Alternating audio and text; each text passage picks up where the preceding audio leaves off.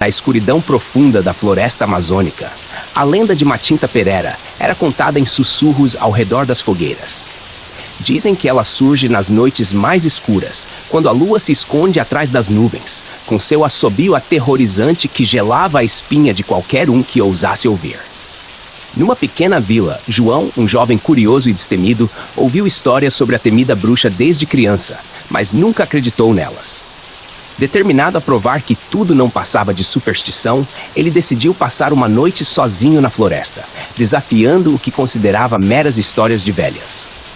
Enquanto caminhava pela trilha, a lua cheia iluminava seu caminho, mas logo as nuvens começaram a encobrir a luz, mergulhando a floresta em uma penumbra sinistra. João acendeu sua lanterna, o feixe de luz vacilante cortando a escuridão.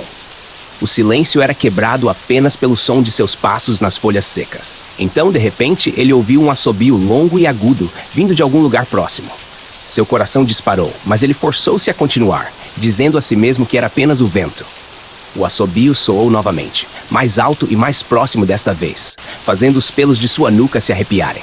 João parou, tentando localizar a origem do som. Ao longe, entre as árvores, ele viu uma figura esguia e sombria. Seus olhos brilhavam com uma luz malévola. Matinta Perera, murmurou ele, sentindo um frio correr por seu corpo. A figura se moveu lentamente em sua direção, seus passos quase inaudíveis sobre a vegetação. Com um movimento rápido, João pegou seu amuleto, um presente de sua avó que, segundo ela, oferecia proteção contra os males da floresta. Ele segurou o amuleto com força, tentando reunir coragem para enfrentar a aparição. Matinta Perera se aproximou, seu assobio agora transformado em um canto hipnótico e arrepiante. A bruxa estendeu uma mão ossuda, suas unhas compridas e curvas brilhando à luz fraca da lanterna. João sentiu-se paralisado, incapaz de desviar o olhar daqueles olhos cintilantes. "O que você busca, jovem tolo?" sussurrou Matinta, sua voz ecoando como se viesse de todos os lados. João tentou responder, mas as palavras ficaram presas em sua garganta. A bruxa riu, um som seco e cruel antes de continuar. "Você ousa desafiar os antigos? Acha que um mero amuleto pode salvá-lo?" Com um esforço tremendo, João finalmente conseguiu falar. "Eu só queria provar que você não era real." A bruxa se aproximou ainda mais, até que ele pôde sentir seu hálito gelado. "Ah, mas eu sou muito real", disse ela com um sorriso maligno. "E agora você será meu para sempre." Com um movimento rápido, ela arrancou o amuleto de suas mãos e o jogou no chão. A escuridão ao redor de João pareceu se fechar, engolindo-o. Seu grito ecoou pela floresta, mas ninguém na vila ouviu. Na manhã seguinte, quando os aldeões foram procurar por João, tudo o que encontraram foi o amuleto quebrado e uma sensação de terror pairando no ar. As histórias sobre Matinta Perera se espalharam ainda mais, e poucos ousaram se aventurar na floresta à noite. A lenda ganhou vida própria, um lembrete sômbrio do que acontecia com aqueles que desafiavam os mistérios antigos. E em noites de lua nova, o assobio de Matinta Perera ainda pode ser ouvido. Um aviso para os curiosos e incrédulos. João nunca mais foi visto, mas alguns dizem que seu espírito vagueia pela floresta, perdido para sempre entre o mundo dos vivos e o domínio da bruxa. A floresta, que antes era um lugar de mistério, agora era temida e evitada, pois todos sabiam que Matinta Perera ainda espreitava nas sombras, pronta para levar aqueles que não respeitavam seu poder. O desaparecimento de João não foi o fim dos mistérios que cercavam a Matinta Perera, mas o início de uma série de eventos que mergulharam a vila em um terror ainda mais profundo. Com o passar dos dias, a floresta pareceu ganhar vida própria, emanando uma aura de maldade que os habitantes não conseguiam ignorar. As plantações começaram a murchar, os animais agiam de forma estranha, e um silêncio inquietante tomou conta das noites. Muitos acreditavam que a Matinta estava mais ativa do que nunca, talvez alimentada pelo espírito atormentado de João. Entre os moradores, uma mulher idosa chamada Dona Célia, conhecida por seu conhecimento das antigas tradições e lendas, sentiu que algo precisava ser feito.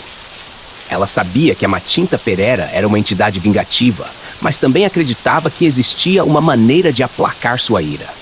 Convocou uma reunião com os anciãos da vila e propôs uma solução ousada, uma cerimônia de reconciliação com a bruxa, oferecendo-lhe presentes e pedindo clemência. A ideia foi recebida com ceticismo, mas o desespero da vila os levou a concordar. Na noite escolhida, sob a luz tênue da lua crescente, os moradores se reuniram na entrada da floresta. Uma fogueira foi acesa, e os mais corajosos, incluindo Dona Célia, se aventuraram mais profundamente, levando oferendas de alimentos, amuletos e joias, tudo disposto em um círculo ao redor de uma clareira. O silêncio era absoluto, quebrado apenas pelo som do vento nas folhas. Quando todos estavam prontos, Dona Célia começou a entoar cânticos antigos, uma tentativa de chamar a Matinta Perera e apelar para sua misericórdia. De repente, o assobio familiar e arrepiante ecoou pela floresta. As sombras ao redor pareciam se mover por conta própria, e a temperatura caiu drasticamente. Dos confins desta escuridão, Matinta Perera surgiu, seu semblante mais aterrorizante do que nunca. Seus olhos brilhavam com uma intensidade sobrenatural, e sua presença emanava um poder avassalador. Os moradores recuaram, mas Dona Célia manteve-se firme, continuando seus cânticos com uma voz clara e decidida. A bruxa parou no centro do círculo, observando as oferendas. Seu olhar parecia perfurar a alma de cada pessoa ali presente. "Por que vocês ousam me chamar?" Sua voz ecoou, profunda e gélida. Dona Célia, com o coração acelerado, respondeu: "Matinta Perera, pedimos perdão por nossos erros e desrespeito. Trouxemos oferendas em sinal de nossa humildade e arrependimento. Por favor, liberte-nos de sua ira." A bruxa observou-a por um momento que pareceu uma eternidade antes de responder. "Suas palavras são corajosas, velha. Mas coragem não apaga o desrespeito dos tolos", disse Matinta, seus olhos fixos em Dona Célia. "Contudo, aceito suas oferendas e por ora pouparei sua vila. Mas lembrem-se, meu perdão não é eterno. Respeitem a floresta e meus domínios, ou a escuridão retornará, mais implacável do que antes." Com isso, a Matinta Perera pegou uma das oferendas e desapareceu na noite, seu assobio desaparecendo aos poucos. Os moradores respiraram aliviados, embora o medo persistisse em seus corações. A partir daquele dia, a vila mudou sua relação com a floresta. As crianças eram ensinadas a respeitar as árvores e os animais, e as histórias da Matinta Perera eram contadas com ainda mais reverência e temor. A floresta, embora ainda misteriosa e perigosa, voltou a florescer, e os aldeões aprenderam a viver em harmonia com seus segredos antigos. Mas sempre, em noites de lua nova, todos sabiam que precisavam se comportar, pois a Matinta Perera estava sempre à espreita, ouvindo e observando, pronta para punir qualquer um que esquecesse a lição de João.